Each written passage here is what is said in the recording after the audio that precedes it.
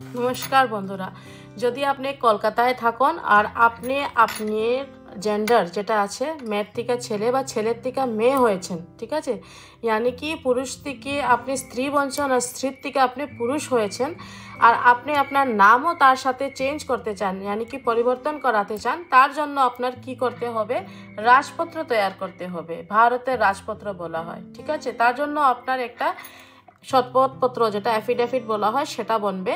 তারপরে দুইটা বিজ্ঞাপনে অ্যাড দিতে লাগবে, একটা হবে লোকাল, 2 নম্বর হবে ন্যাশনাল। একটা ডিজিটাল সিডি বনবে, অনলাইন অ্যাপ্লিকেশন প্রসেস হবে, আপনার ফাইলে ম্যাজিস্ট্রেট সিগনেচার নেওয়া হবে।